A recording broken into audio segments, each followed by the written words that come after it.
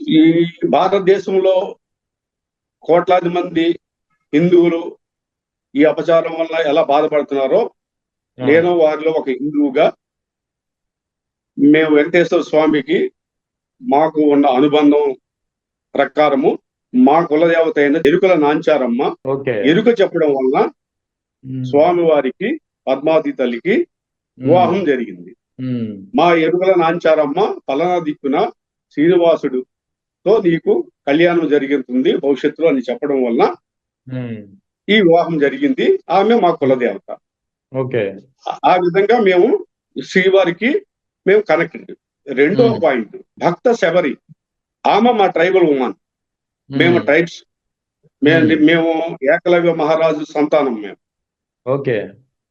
భక్త శబరి శ్రీరామచంద్రుడికి ఉపచర్యలు చేసిన, ఆయనకి పలహారం పెడితే ఆ పలహారం ముందుగా తింటే ఆయనకి ఏమైనా అవుతుందేమో, ఏమైనా విష పదార్థాలు ఉండొచ్చేమో అని ముందుగా ఆమె తిని ఏమీ కాకపోతే శ్రీరామచంద్రుడి వారికి ఇచ్చినది ఆమె.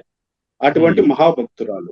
అటువంటి శ్రీరామచంద్రుని అయోధ్యలో కొలువై ఉన్న శ్రీరామచంద్రుడి ఆలయానికి 1,00,000 లడ్డూలు, పంది కొవ్వు, గుడ్డు కొవ్వు కలిసిన మిశ్రమం తోటి 1,00,000 లడ్డూలు తయారు చేసి పంపించారు అని చాలా దారుణాతి దారుణంగా, మా మనోభావాలు దెబ్బతినే విధంగా అవమానకరంగా మాట్లాడడం జరిగింది.